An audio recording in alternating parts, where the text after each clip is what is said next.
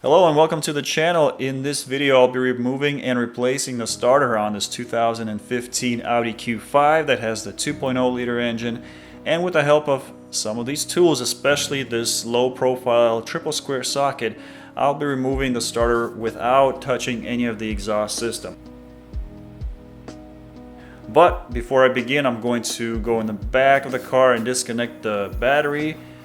It's underneath all of this junk. I do want to say that for those that are attempting this on their own, it is not like a Toyota or a Honda where you can replace the starter in about an hour. There's a lot of steps here. Audi has decided to bury the starter underneath the exhaust system, underneath the motor mount and motor mount bracket. So there are a lot of steps to taking out the starter, but with the right set of tools, you can make this job a lot less painful than it has to be. So first things first, I'm going to lift the car up and remove the wheel, and then remove the wheel well liner. I need to remove this underbody cover. There are 3 screws here in the back. And then undo the T20 screws all along the front of this cover right here. Once I have those loose, the cover just drops down.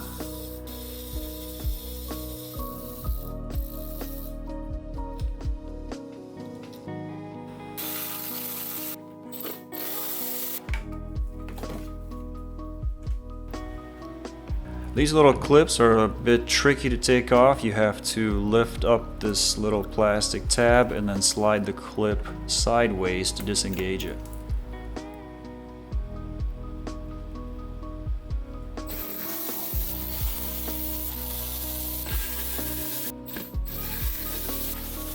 One more push pin right here that I'm going to remove with a set of pliers.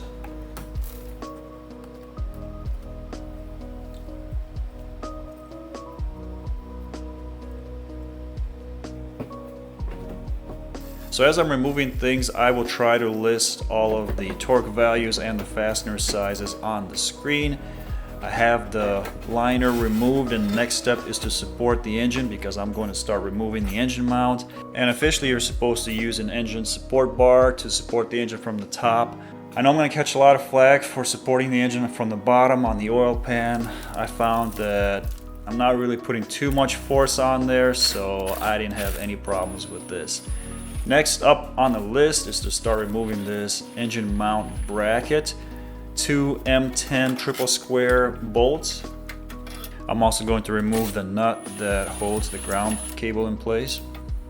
From the wheel well area, there are 2 more really long bolts that hold that bracket in place. They also hold the motor mount in place.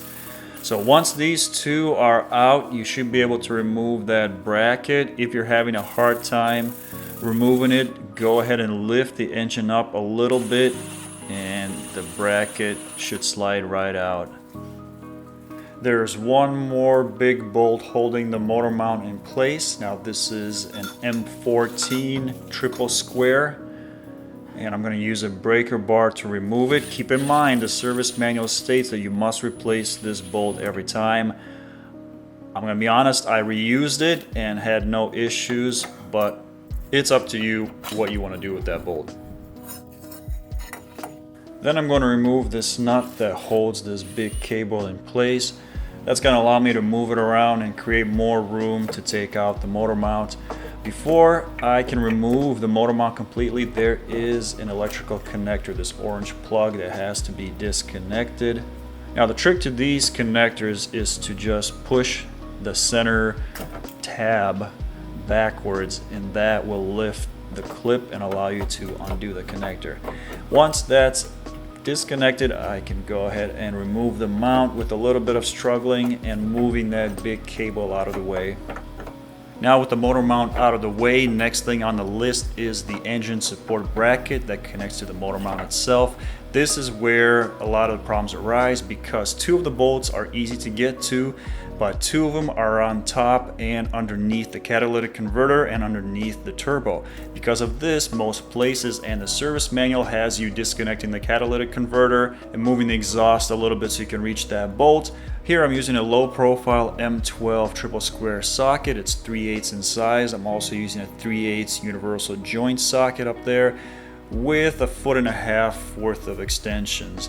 Now the key is to keep these as small as possible. You can't use an impact universal joint because it's thicker in size. You have to have these skinny low profile sockets, skinny universal joint sockets. But with the right set of tools, you should be able to slide that whole setup through this access hole in the subframe and remove both the bolt underneath the catalytic converter and underneath the turbo. The bolts themselves are only torqued to 40 Newton meters, so they don't require a lot of force to be removed.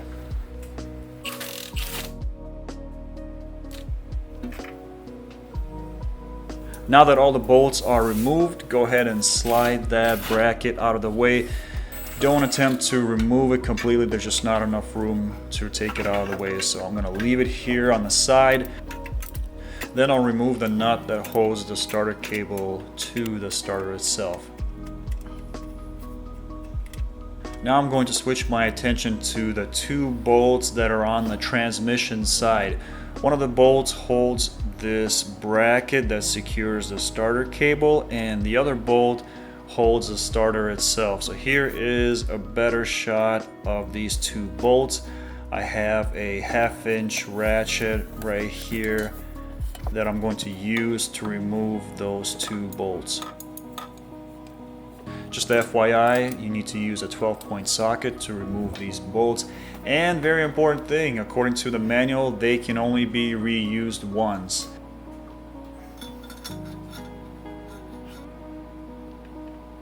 Now some people choose to use long extensions and reach those bolts from the back of the car. I find that there's plenty of room to work from the top, and then I'm using this short pipe to kind of give me more leverage to take out those bolts.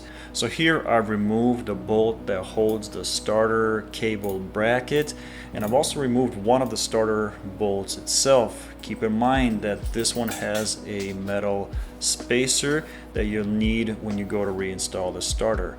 The other bolt on the starter can be accessed from the front. It's a regular 16mm 6-point bolt.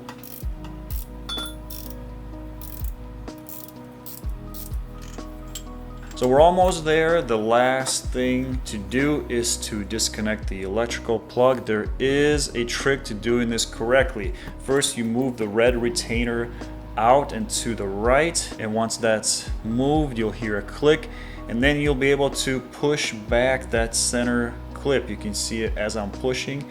The center tab moves up and down.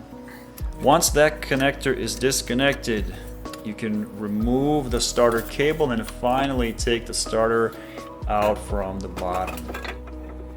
And that is how you remove the starter on an Audi Q5 with the 2.0 liter engine. I hope you guys found this video helpful. I'm going to leave a link to the tools that I've used, especially that low profile triple square socket set. I've listed all of the torque specifications in the video, so to reinstall, just follow the steps in the reverse order, and I'll see you guys next time.